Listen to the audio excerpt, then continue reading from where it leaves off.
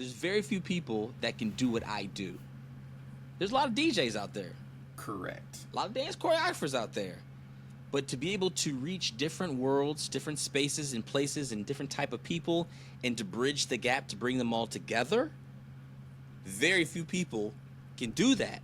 And guess what? It started back when I was playing tennis, when I was the black kid going to the white country clubs, when I was going to the Jewish birthday party, going to the Spanish, when I was the Yeah. United Nations. You know what I'm saying?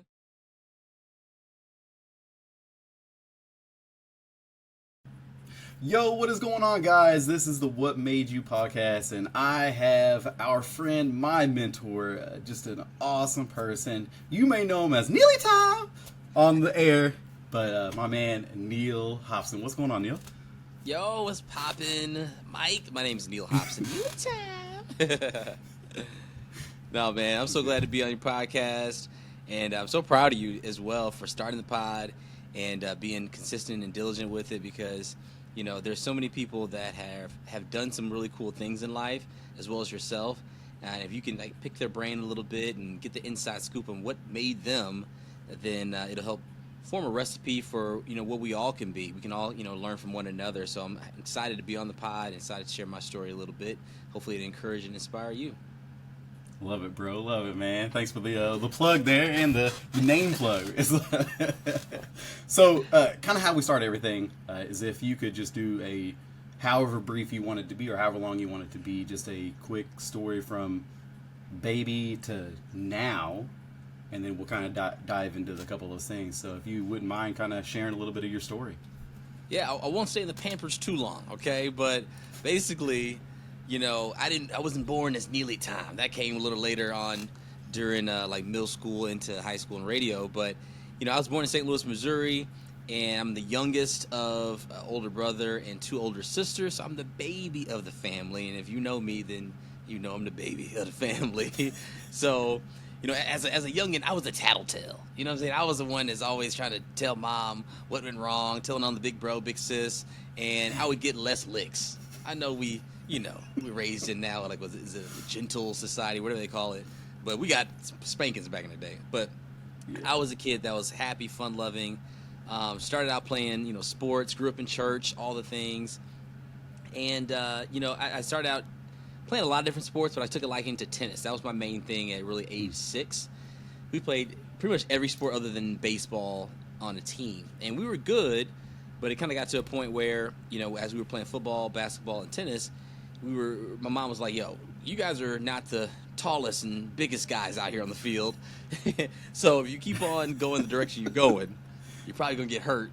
And tennis is the one thing that you're really excelling in, even at a young age. So we went to this a great family that invited us out to a tennis camp, so to speak, on Saturdays in the hood. I'm talking, St. Louis, this is like Fairgrounds Park, bang, bang, you know what I'm saying?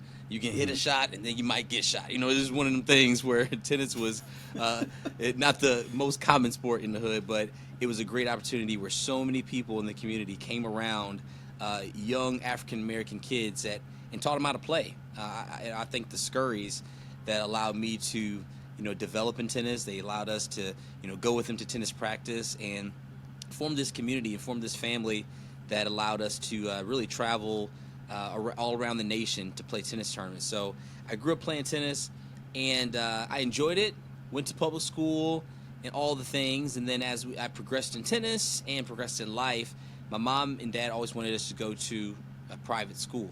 Now, my mom was a stay-at-home mom. Thank God for her. That's a whole full-time job. And then my dad was working, a job at night and doing whatever he had to do, and it was good. Had businesses. They started like hair salons and cosmetology schools, so we would work at those just to, it's a family business. You do what you got to do, and we would play tennis. So as I went into middle school, I developed the name Neely Time. I didn't know I needed it. I think it was about middle school, because my sister, I thought she was so cool, and I just wrote down a name, and it was Neely Time. So it didn't really stick until later on in life, but it was cool. In high school, we went to private schools, my brother and I. My sisters went to public school. We went to high schools that were private, and it was a culture change for us a little bit, but it was a great opportunity for us. Now, we played tennis, in different country clubs and different places, so we were used to being in pretty much all white environments. But this was a place where, hey, it was like probably 4 or 5 of us in the class in the school, and Totally we understand. were in the midst of it, right? It wasn't crazy for us because we've always been cultured, I guess. So we had a great opportunity, though, to excel in not only academics but excel in sports as well, and we were thankful for that. We grew up playing cello and violin. We were really good at it, but I know we did a lot of things back in the day, but we were really good. Honors, orchestra, traveling, all the things. So we went to high school. My brother went to this country. It's called Mary Institute of Country Day. They call it Country Day, which is like one of the best private schools in the nation. And I went to Westminster Christian Academy, which was a very good high school as well. And we were down the street from one another. So that was the first time in life my brother and I were like kind of separated, because we grew up playing doubles together. We wore the same clothes, did everything together. So we were kind of developing our own identities, where we went to do 2 different schools. And it was a unique time, but I think it helped grow and mature both of us. One thing that was unique in the sophomore year of high school, I had an opportunity to go to Houston, Texas to play tennis and just homeschool. So most competitive sports, especially these days, kids get to a certain level and they're like, okay, in order for me to get to the next level, into a pro level, I have to isolate myself and maybe go somewhere where it's just focused on that sport. And everybody was moving to Florida, California, Texas to play tennis.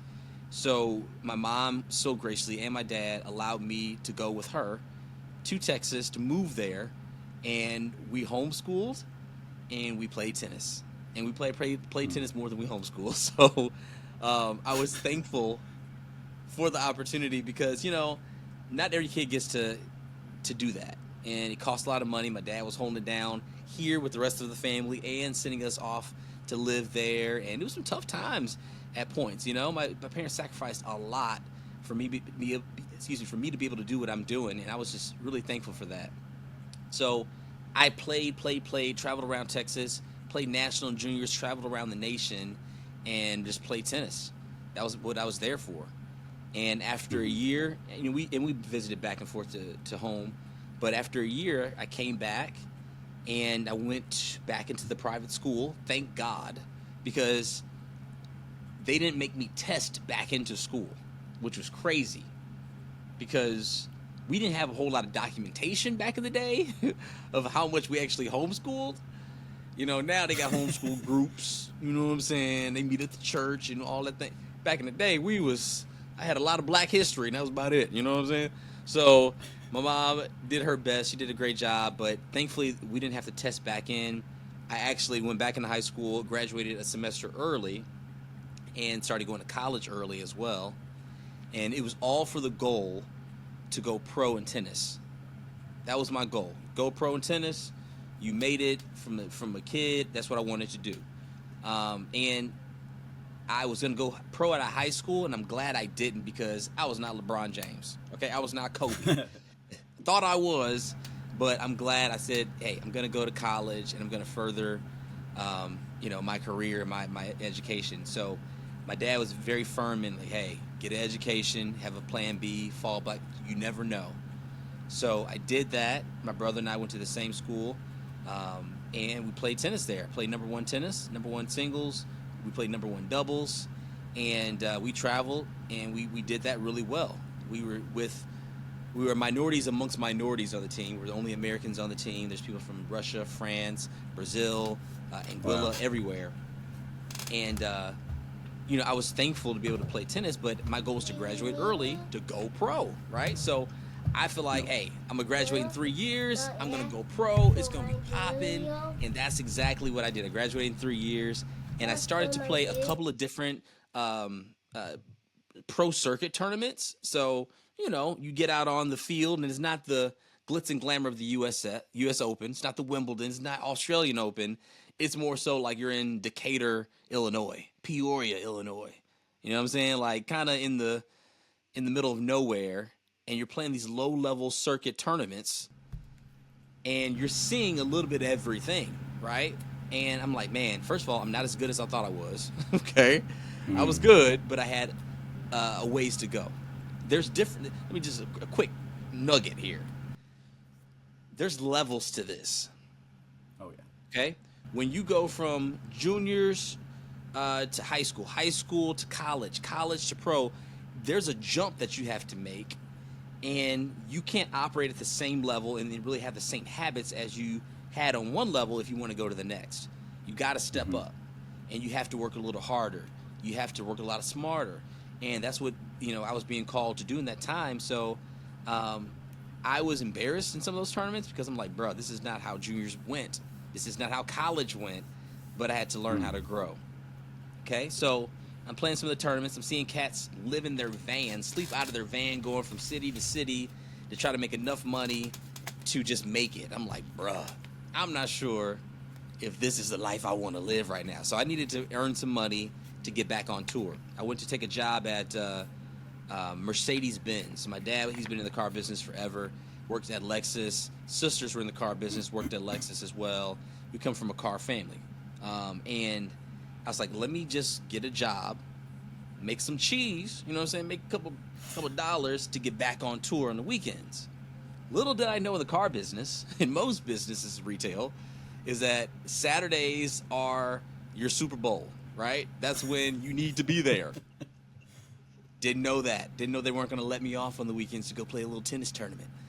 So, I started working, couldn't take off, stopped playing as much tennis, and you kind of get if you ever been in the car business or in sales, it can suck you in, right? At retail can be very lucrative. There's a lot of perks, but if you don't ever make the decision to have a game plan to get out, you will always stay in.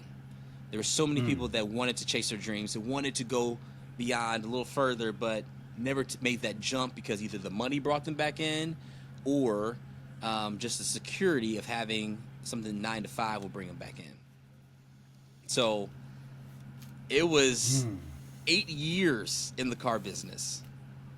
8 years. I started when I was 20. And I was like, bruh. I was excited to make some money, drive some dope cars, all the things. I've had nice cars since I was a kid. I was blessed. And I was like, had to make the decision to say, okay, do I jump out or do I stay in? And God was actually kind of working on my heart to give up tennis and to let it go. And I didn't want to at the time. And I met my wife, during that time, and which was my girlfriend. And at the time, I was living with my brother because I got kicked out of my house, because I was running my mouth. Long story. But my brother lived down the street in an apartment. I lived with him. He ended up getting married. So I had to leave and go back home. It was a whole thing. And, my wife, then my girlfriend, Kim, she picked me up from my job one day because I just didn't have a ride home. And this is before I got my car, because kind of everything was almost like taken away, right? And remember I was crying in my office because I didn't have enough hard credit to get a car. Had some good soft credit, from a little purchase on my credit card. I never have enough hard credit to get a car. It would cost me too much money just to go back and forth to take a taxi because there wasn't no Uber at the time. And I didn't know what I was going to do. My girlfriend, my wife, picked me up. She jumped out of the car, let me drive home to save my manhood and whatnot. You know what I'm saying? You in the passenger seat, like, man, you know what I'm saying? So it was great, and I knew that then that she would definitely be my wife. But then kind of things came up from there. I got a car. It was a nice car and all the things, and God was really working on my heart about this whole career thing. It's kind of like, are you going to follow my plan or are you going to follow your plan? And I'm like, God, I thought this was your plan. Hello. I'm going to, travel around the world, play tennis, give you glory, win so many people to Jesus during, my ceremony speech, and everything's going to be great. Right? That's the plan. And little did I know, God was like, yeah, but I need you to trust me. So he was slowly peeling away the tennis portion, and I was dancing, I was DJing, and doing other things in the Christian world, and I was doing a really good job at it. and he wanted me to let my hands off of it. Okay, so you've been in the car business for a minute. Things are going good. I was creating some excellent experiences. I'm talking like people would buy $120,000 car, red drop top off the showroom floor. To deliver it, what I would do is I would clear out the whole showroom, move all the cars off the showroom, put red ropes around the car, red carpet, create a whole picnic of strawberries and champagne to present the car to the customer. Mm-hmm. I loved creating experiences from a young age. And it's something that, our parents did really well. And I just enjoy making people smile, right? So I was doing that in one degree in the car business. And then I knew my season was coming to a close, because in the car business, you go from a hero to a zero every month, right? You could be on top of the world. Yo, I sold 15, 20 cars. I'm making bread out here, making the Gouda. You know what I'm saying? And you go from hero, and the month starts over, back to zero. What have you done for me lately? If you're in sales, you know. And it's a hard reality. The rat race is crazy. So the stress is wild. Your schedules are wild. My wife and I, we had differing schedules. So her off day was different than my off day. And then on Sundays, we were at church pretty much all day. So we never really had a good off day together. And let's be honest, that's a terrible way to start a marriage. Okay? We got married and we were, boom, serving at church all the time, working, doing what we do for the Lord. But at the same time, we didn't have as much time together as we needed to really build a solid foundation. Thankfully, 14 years, almost 15 years later, we're here. God is good. You're right. Yes, it is. Some what was that number again? Tell me that number again. Almost 50. It'll be 15 years in August. Praise Wild. God. First off. Wild. Nice. I know I look like a baby, but, I've been in the game for a little bit. So I was thankful to be able to transition out of the car business, but I didn't know what I was going to do exactly. I had an international business degree. I was cool, but okay, what are you going to do with that? So I was dancing. I had a friend that had auditioned. Basically, me and my friend auditioned for this tour in China. We were going to go on this tour in China. We auditioned for it. We both made it. And in 2 weeks, I had to make a decision on whether I was going to go overseas to dance on this tour, leave my job, which I was making about almost $100,000, and I would go to China and dance. So I'm trying to explain this to my pastor, to my family, to my boss, saying I'm about to go to China and dance, and I know I might be back. We'll see. And they're like, really? So I'm praying about it. I feel like I have a peace about it. And then I feel like I had a peace about it, and I decide at the last minute not to go. So how old are you this time? I am 28, I think. 28. Here's the deal. Sometimes we think we hear from God legitimately, and we might. And you listen the first time, and you just go without keeping your ears open to listen again. I always say, you have to keep on listening twice. Abraham in the Bible, if you're a Bible believing person, you know what I'm talking about. If not, follow the story. Abraham in the Bible, right? God told Abraham to go sacrifice your son. Excuse me? Huh? Go sacrifice. Did you hear the words that are coming out of my mouth? Right? So he says, go sacrifice your son, go on the mountain, build an altar. And, I thought, God, you were supposed to give me many sons. I thought I was supposed to be a father of many nations. So Abraham follows blindly to the word of God to go sacrifice his son. So he grabs his son. They're going up the mountain. And his son is very obedient. He's going up the mountain right behind him. They built the altar, puts his son on the altar. Because if it was me, I'd be like, bruh, we got to talk about this. I'm sorry. So son goes on the altar. He's about to sacrifice his son. He's got the knife in the air, about to kill his son because he heard from God. And then God says, Abraham, Abraham. And he looks over. There's a ram. There's a provision in the bush. There's a ram in the bush. So he does not sacrifice his son. God provided, but it's because Abraham listened. He listened the first time to go, but he kept his ear open to listen the second time to know when to stop. You got to know when to start, but sometimes you got to know when to stop as well. So when I was about to go to China, I said, you know what? I don't have a peace about this. My pastor told me, he's like, you need to be led by peace, faith, and joy. Peace, faith, and joy.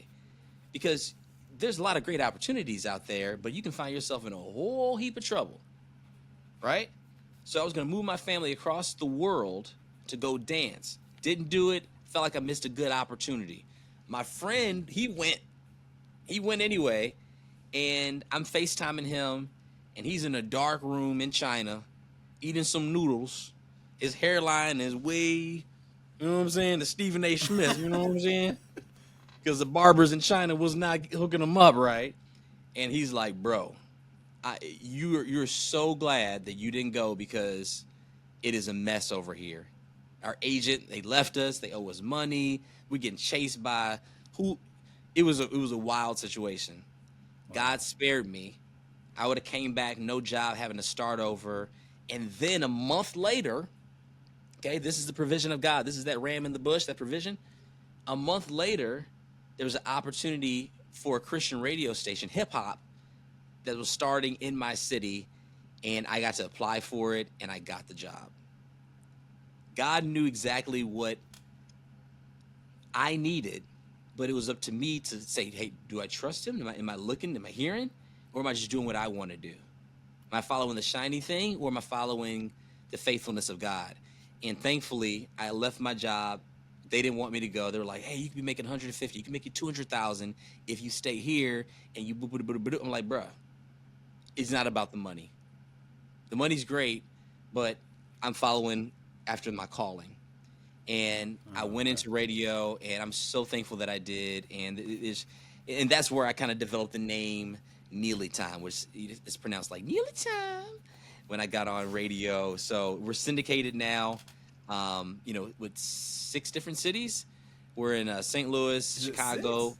yeah, Minneapolis, St. Paul, Fayetteville, Portland, Pittsburgh, and it's been great. I'm on in some different cities with different stations as well. So I've been blessed. I've been blessed to be able to be on, and as of late, I just made a big transition after 10 years in full-time radio as a W-2 employee.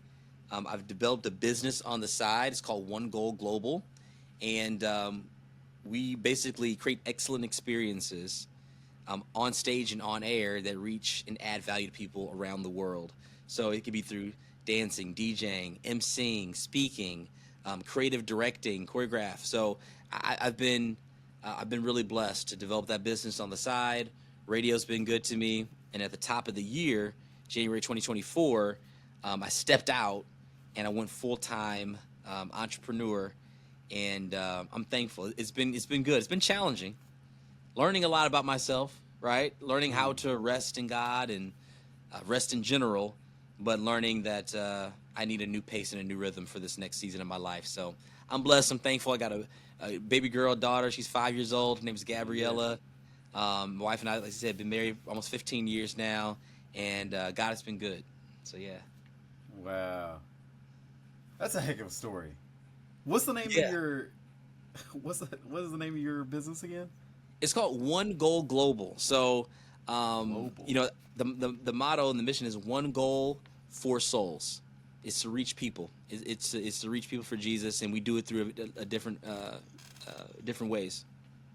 And may I ask, when you say we, Uh-huh. what is we? Well, we started the company as in my wife and I. We came up with a concept together. And one thing we get to work together on different projects, but I get to hire in a lot of different talent and people to create these experiences. So I play the producer role where, yeah, I'm a founder and yeah, I'm the president, but I'm the producer where I'm bringing in different talent to bring different visions together. So if it's creative direction for a conference opener, so say for instance, a client is having a huge conference, or it could be a small conference, it could be in a stadium, an arena, or it could be at a small gathering. I'm creating this experience, but I'm bringing in dancers and maybe vocalists and musicians to create this vision and to display it and represent it. So I get to work with a lot of people that are believers, but non-believers in the faith of Christianity as well. But the for souls part of one goal is people that wouldn't normally be in the church space or a faith-based place. They get to come in and see excellence, get paid for it, and they get to be exposed to something with purpose and calling that is higher than maybe what they've been doing before. It's not just, hey, I'm a professional dancer, so I want to go dance behind Chris Brown, Rihanna, or Justin, or Usher, whomever. That's cool, fine, but that comes to an end. But you still have to find out what your true calling and purpose is, and we help them develop that. That's good. So in the dancing space as well. So you would bring in dancers. Okay. Yeah, that's what I do a lot. I do that a lot. We get to work with a lot of great talent, and we get to find out what their stories are. We're not here just to use somebody's gift. We're here to develop it, to display it, yes, but to reach something that's deeper down. It's not just a tour. It's not just an event. It's something that's you're gonna take with you from a lifetime. And we've seen people give their lives to God over the amount of years to transform things, to find hope when you're hurting. So it's been great. Okay. So there was a whole lot to unpack with your life. Okay. So I think that in the beginning there was this love for competition, maybe challenging yourself. Yeah. And just if you ever know an entrepreneur, just that is like our drive, anyways. I think in general. For sure. So I can kind of see that. You brought up this kind of. It felt like it was just kind of came out of nowhere, but the love for it being this exciting moment for somebody. Sure. I think so. Outside of the cars, was that the moment that it happened, or has this been something that you've kind of watched yourself progress into since you were little to now? Or like did that car thing, okay, I know doing this for this client is going to bring more people to me, or at least that client's going to be word of mouth? Yeah. Or was it something that was this big progression?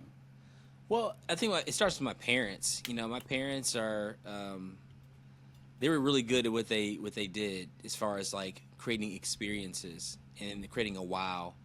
And that's one of the reasons I became a DJ. It's because I loved seeing thought DJs were cool, but I love seeing DJs in the corner, in the cut, but they can provide an atmosphere and create this experience for people, and you get to see them having a great time. And you may not get the credit for it all the time, but if you can create an atmosphere where people can come and relax and they get their endorphins up. This is what emceeing is all about. This is what dance choreography is all about. That's why we use live DJing when we come to a corporate conference or church. Because when people are dancing, they're having a good time, they're relaxed, their endorphins are up, your heart is open scientifically and emotionally, you're gonna receive better because your mind is in a different place. If you're cold and you're hungry and you're bored and you're sitting there, it's gonna be hard to penetrate that stony cold heart.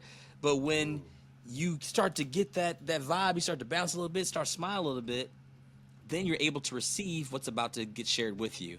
And that's my goal, to set you up for something that's going to be awesome. So we've been doing that for a long time in our family. And when we create these experiences, yeah, it's cool for us because we get to see people having a great time, but it makes their day as well. Why not? If you're buying a $120,000, $170,000 car, why not get the royal treatment? Why not get the best? Yeah, you're going to tell your friends about it. You're going to tell people that, hey, we've been blessed. This guy went above and beyond to make sure that our experience was awesome. You should go see him as well. That's the byproduct of it. But if we can create the experience for them where they're like, whew, thank you. This made our day. Then put a smile on our face. Then you're operating on a different level. And I didn't know that what I was doing back then was prepare me for literally what I do right now. Yeah. You do that for the church. I've seen it personally, and I see that now. don't know if I understood it until this conversation. Sure. Yeah. I've, Some people don't I've know. been They following don't. for a They while. don't get it. I didn't see that vision that you're talking about right now. Yeah. That's so interesting.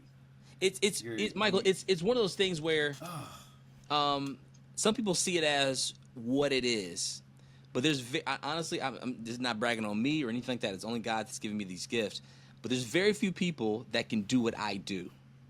There's a lot of DJs out there. Correct. A lot of dance choreographers out there. But to be able to reach different worlds, different spaces and places and different type of people and to bridge the gap to bring them all together, very few people can do that. And guess what? It started back when I was playing tennis, when I was the black kid going to the white country clubs, when I was going to the Jewish birthday party, going to the Spanish, when I was the United Nations, you know what I'm saying? I was bouncing around from group to group. Never had a really solid friend group growing up, but I was bouncing around to all these different groups. So I knew how to talk the language. I knew how to relate. I knew how to find common ground. That's the thing about sales. Okay, Sales is all about. I knew. How? Because again, this is not a. There's people that can get into these situations, right? Yeah. And just be quiet. Yeah. Was there something that said? Was it your parents who were like, "Hey, go talk. Hey, go meet that person. Say these things." Sure. Because even in my life, kind of until I found that spark through another mentor, I didn't know that I needed to make a presence. For people to remember you have to make a presence of something, whatever that may be. Yeah. Is there somebody that did that for you? Is there something that you can share that you like, or maybe can help somebody else look for that's maybe in a similar-ish position? Yeah, I'm coming out with a book soon, and the message I speak about is called "It's Not Rocket Science, It's Reps." It's not rocket science; it's reps. People underestimate the power of repetition, the power of consistency. Consistency compounds. If you do something long enough, you'll get good at it. If you put yourself in positions where you have to grow, you'll start to get good at growing. And you'll start to recognize, okay, this is what I'm good at, this is what I'm not good at. I'm not the most outgoing person. People think that I am because I'm out seen a lot on platforms, but I'm pretty quiet in a lot of spaces. I am. Like, if I go into a space, I'm not going to be the one yip-yapping, talking, unless I'm hosting the thing. But even that, after I get off stage, I'm quiet because I'm listening, I'm observing, I'm learning. I'm not. It's not about me. I'm trying to ask a good question so I can get the right answer, so we can all win. The thing is that when you get into certain places around certain people, I've had mentors in my life like Chris Robinson. He's the executive vice president of entrepreneurial solutions at John Maxwell Leadership. John Maxwell's the #1 leadership guru in the world. And the thing is that I've learned from him, and he's taught me of how to operate in certain spaces. My dad, when we were growing up, he was like, give a firm handshake and good eye contact. We'd read the paper, the newspaper. Back when they printed paper, we would read the newspaper. We would be well-versed, talk about stocks and bonds and, all these different things that we needed to learn about, know about. So it would benefit us, but when we get in certain places and spaces, we weren't a one-trick pony. We weren't just hip-hop. You know what I'm saying? So what we get to do is to use our gifts and get the reps in on a small stage when it doesn't, quote-unquote, matter as much. So if you're in your shower or you're in your car, you're practicing, you're getting your reps in.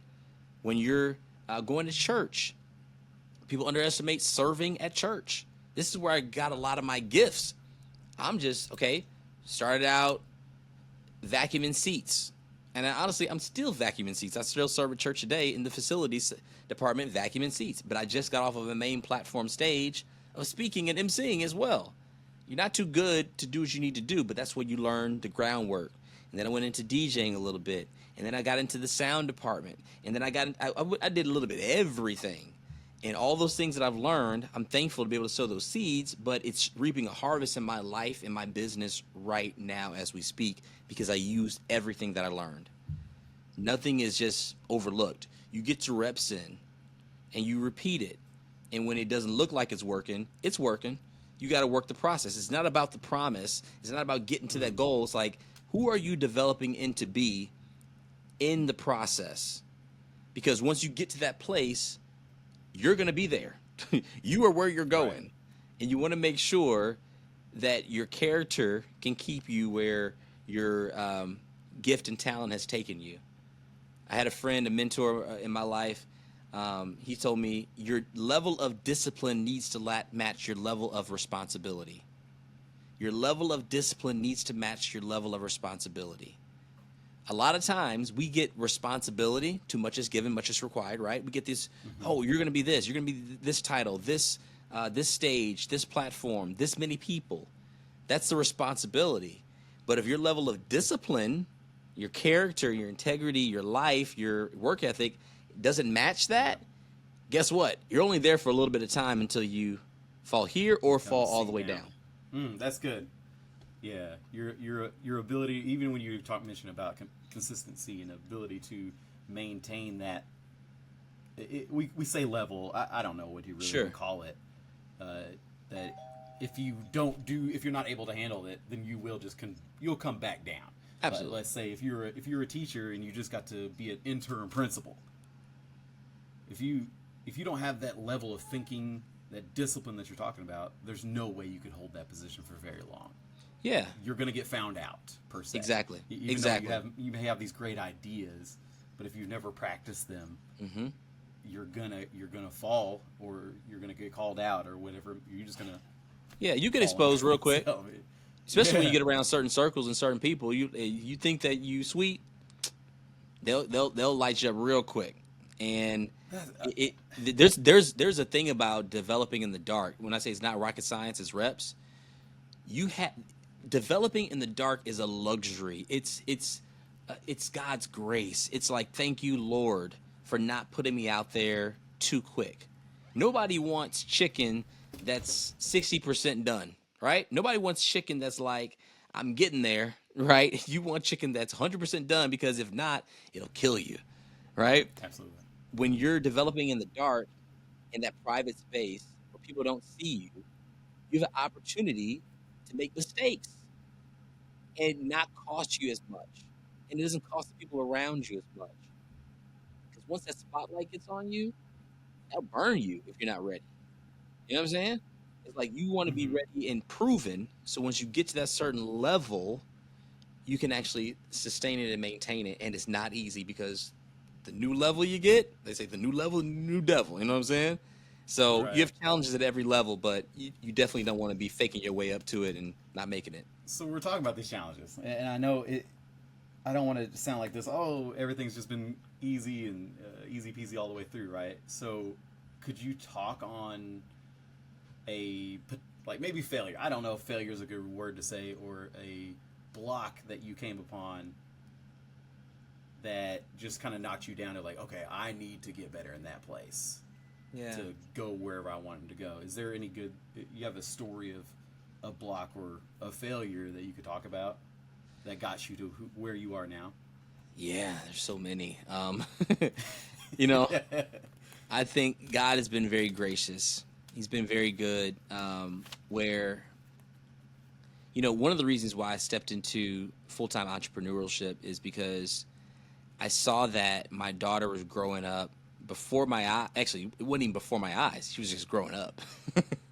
And that was the problem. It wasn't before my eyes, because I would have these windows with her, and in life, you can feel like you're crushing it in business or crushing it in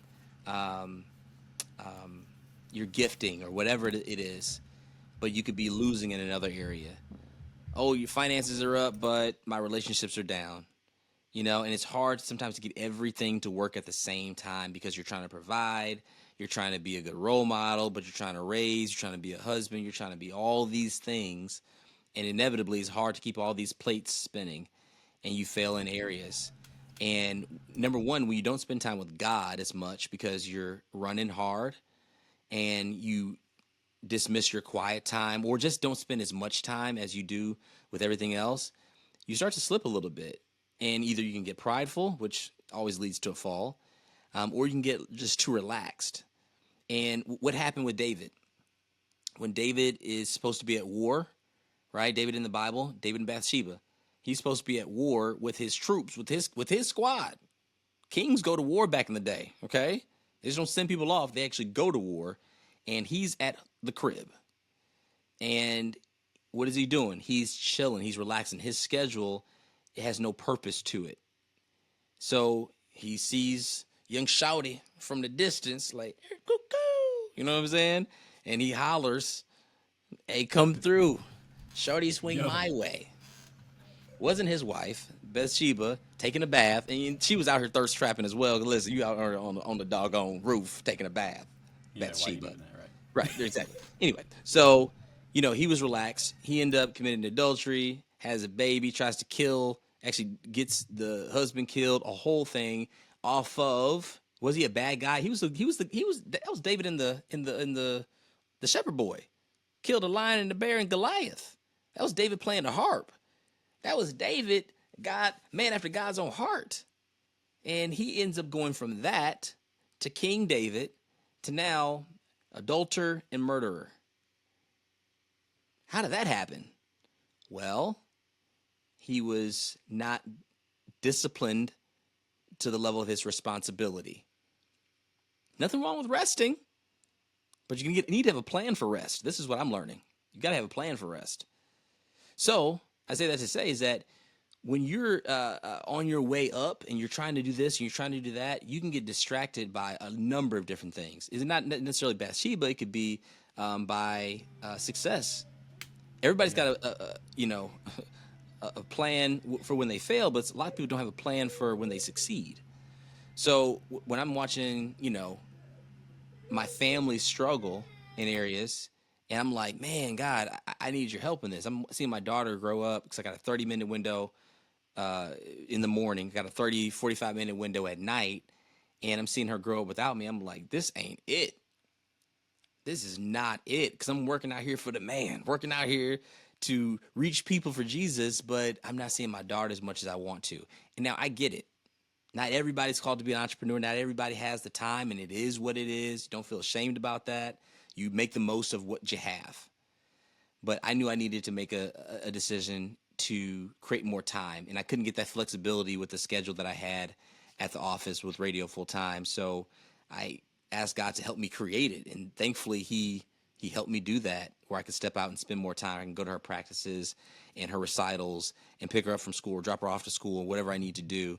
And I'm thankful for that. My wife is a trooper for holding it down as well. But that's just one area that I'm like, bruh, I need to grow in. And there's many other areas as well, for sure. That's dope. That's Yeah, dope. man. Yeah, man. Any did you think that you were helped by books? Is there any like reading? Did you do podcasts? Was there something that also helped you get established in that way as well? Because I mean, there's just so much to unpack. I feel like we need another one of these, so I could actually go into the entrepreneurial journey. For sure. This is great. I love hearing your life, and I feel like I'm gonna run out of time here before I can like dig into your business and like talk about it. Like, We'll do a part 2. what is that? Yeah, heck yeah. Because I definitely want to talk about like the building up of a business. Where'd you start? What made it? Like but I know I want to respect your time, of course, here. No, I think it's great. Is dope. What made Neely? Like, what made Neely time? This is super dope. To hear the story. Even story. Me and you have talked a lot, and I actually learned a lot more on where did that come from? What was that? What were those little things that kind of nudged you to go a different route? And I think that we all come up to those things, and it's like a big decision that we got to make. So, one last final thing on. Can I comment on that real quick? Go ahead. Yeah, go ahead. So, when my parents were in business, they started 2 hair salons and 1 cosmetology school. That gave us, a little insight on what it is to run a business. It's not about the glitz and the glam of it all, but you're dealing with people. We're all in the people business, whether we know it or like it or not. And if we can impact people and add value to them, then we can really transform not only a business, but we can transform lives. So I started reading at a young age, well, clearly, and I started reading books that would help in the business world, in the my spiritual life. And, there's a lot of self-help books out these days, but the power of reading is key. Now, podcasts are great, obviously. You can consume a lot of information in a condensed format. But reading books, I've seen it literally develop people quicker than school. Brother-in-law, for instance, he was going to be a movie producer, did not go to school, decided just to read and invest in himself, autobiographies, by the greatest minds on this earth. And he started a business. Now it's a multi-million dollar business, and no college education, but he reads a lot. I'm reading currently, I'm looking over my bookshelf here, my nightstand, a lot of different books right now. One book that I just got, hold on. Yeah, go ahead, drop some names. I just got this. Okay, titles. Yeah. So any John Maxwell book is going to be great. Okay, if you're going to start in leadership, developing the leader within you, there's a 2.0 version of it now. Phenomenal book. Definitely wanted to get that by John Maxwell. Leader Shift, excellent book. Another John Maxwell book, which is like the law, is 21 Irrefutable Laws of Leadership. Got to get that one. Okay. Yeah. I did the audiobook on that. Yeah. It's I figured out that it was way too much to handle without the actual copy. Without writing notes. Yeah. Man, I feel like I needed a place to apply that as well. Yeah. And I don't have that yet. So no, but I got to get the book to write some notes. You can use it in a lot of different formats, but yeah, write the notes, consume it. Here's a book I just got that was recommended to me by Ryan Leake. He's a phenomenal mind and speaker, communicator. He recommended this book that I'm kind of scared to read, honestly. So I haven't opened it yet. My sister bought it for me a couple days ago, but it's called Necessary Endings by Dr. Henry Cloud. Necessary Endings. And basically it says the employees, businesses, and relationships that all of us have to give up in order to move forward. And it's a scary thing because you don't know what God's going to have you give up in a season. It might be something that you really want, really like, but this time is up. Why did you exhale there? Just thinking about it, just being in the space I'm in right now, just like that kind of hit. Yeah. It's real. And God's not out to punish us or make us mad or, take away the things that we want in life. Because sometimes we kind of feel that, God's going to call me to move to Africa and become a missionary. Like, well, probably not. Let's just be honest with you. Because I'm sure there's some kids in your backyard, maybe in your house, that you need to tend to and serve them well, as but the thing is that, like, God, whatever you want from me is the best thing for me. There's a scripture, if you are a person of faith, if not, just follow along. Matthew 11:28. And I love this scripture because God's like, are you worn out? This is a Message translation. Are you worn out? Are you weary? Are you tired? Come get away with me. I'll show you how to take a real rest. And it says, walk with me, work with me, watch how I do it. Walk with me, work with me, watch how I do it. I'm going to make a song about this, by the way. And God's like, if you walk with me, not run, but just walk with me and work with me. Not I'm walking and working with you, but you watch how I do it. He said, I'll teach you the unforced rhythms of grace. The unforced rhythms of grace. You got to come and get away with me. And a lot of times through the hustle and bustle of life, I got to read this book. I got to wake up 3 a.m. in the morning, read a book, drink a protein shake, go work out. You know what I'm saying? Do this, and I'm crushing it. Yeah. But over time, it could be crushing you. Man. There's a season for that sometimes. You're right. There's a season for that of sometimes. push. There's a season of push. You're right. Man, but it's almost never sustainable. It's not sustainable over time. You have to. Almost never. Routines, habits are great. I have them myself. However, you have to realize over time: am I crushing it, or is this crushing me? And that's good. Yeah, man. Yeah. So books are definitely good. That's one I'm about to read. Steve Harvey Jump is another book. Here. Huh? I found the name of the title here. Yeah. Steve Harvey Jump is a book. Is a book I was reading when I was transitioning, just to get that courage to take that step of faith. And Pastor Blunt's book, God Is For You, is another book I'm reading right now. And I have E.T. the Hip Hop Preacher, UOU, that's on the by the nightstand. So yeah, that's good. Is it okay? I know. I'm trying to go for it. You got it. Purely, would you say stay in our faith? Books that are guided in that realm, or would you also be able to suggest anything that is secular as well, or is it mostly? Or would you say, hey, I kind of stick within what I believe is good for me in the fruits wise? Yeah, I think that you can learn from a lot of different sources. I mean, there's a lot of great books out there that if you actually do what it says, it'll help you, whether you're a person of faith or not. Because you can read all the Christian books in the world, but if you don't do nothing with it, you still gonna be broke. So, yeah, there's books that I would definitely recommend. Was it what's the lore? I'm drawing a blank here. Rich Dad Poor Dad. The Think. Mm-hmm. Is it Think? Lord, I'm sorry, I'm drawing a blank. Think and Grow Rich. Think and Grow Rich. Yeah, those are great books.